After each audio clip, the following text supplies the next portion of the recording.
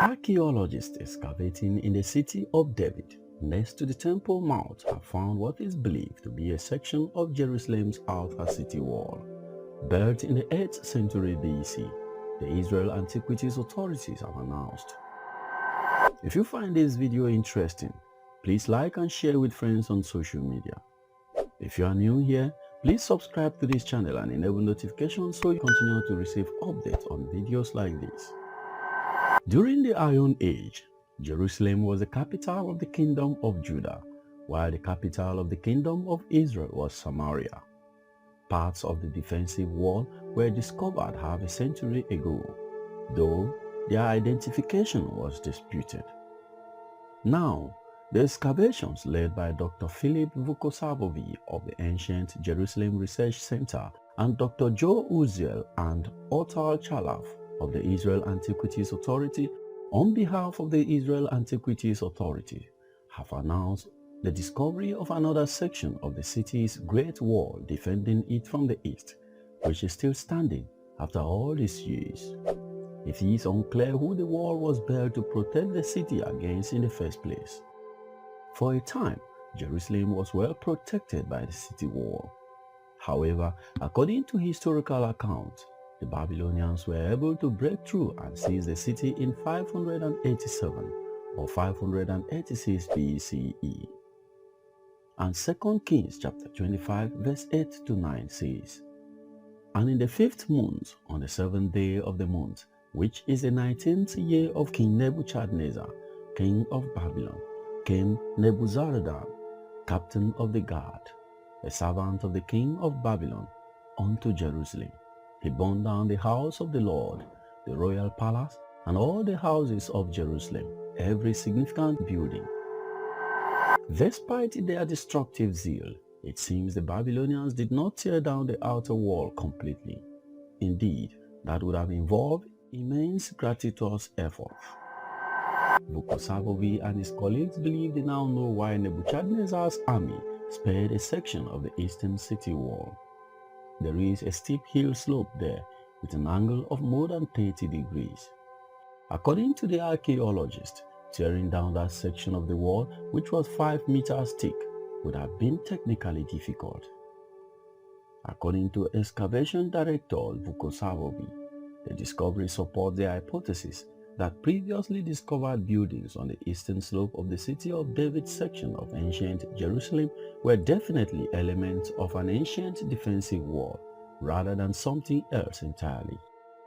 But why was there skepticism regarding the nature of previously discovered sections of the wall? The story begins in 1968 when British archaeologist Kathleen Kenyon discovered the first chunk of the wall, a 30-meter long section. Yigal Shiloh, an Israeli archaeologist, discovered a 90-meter piece exactly 10 years later. Both sections were dated to the Iron Age, also known as the First Temple period. Kenyon's portion was on the northern section of the City of David's eastern slope, while Shiloh's was on the southern slope. Both parts of the wall were very similar, running north-south and at roughly the same topographical elevation. According to Vukosavovi, both were constructed in the same manner. Dry stone building, meaning no cement, plastering, or earth infill was used. The wall was built on a slope, and if rainwater couldn't travel through the bottom, it would have turned into a dam and burst.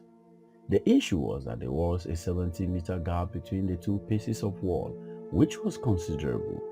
Previous archaeological efforts to locate the missing wall yielded other results, prompting some to speculate that the discovery made by Kenyon and Shiloh were retaining walls or terrace walls. And such was the situation until Vukosavovi discovered this section. He and his colleagues discovered two other pieces of the wall, one measuring 40 meters and the other measuring 3 meters, he explained. He adds that the defensive wall ran above the Kidron Valley, along the eastern slope of the City of David, in both newly discovered and previously discovered sections. The researcher told Haaretz, "Now, after all these years, I can say categorically without a shadow of a doubt that there was a wall that surrounded the eastern slope of the city of David at the end of the Iron Age, the First Temple Mount period, and that wall was a defensive line of Jerusalem at the time. Archaeologists discovered evidence of the Babylonian assault on the city in prayer digs in the city of David, including a deep devastation layer with ash and shattered pottery. As a result, they discovered evidence of destruction. According to the archaeologist, he has now discovered evidence of the city wall that was designed to protect the city. But when was this wall built? The researcher says it was built somewhere in the 8th century BC and served until the fall of Jerusalem and the kingdom of Judah in 587 or 586 BCE.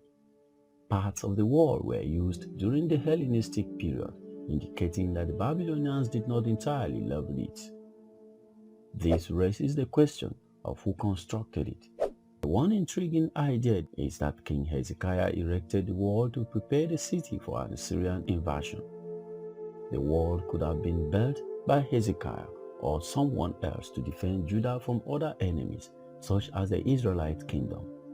In general, archaeologists debate whether ancient rulers built fortress walls because they had to defend their polities against actual adversaries, or because they were egomaniacs flaunting their authority. Now let's look at other bonus discoveries.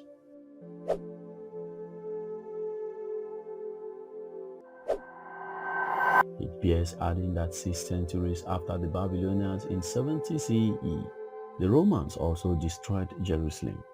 The destruction layer discovered in the city of David excavations, on the other hand, was dated to the Babylonian invasion rather than the Roman one.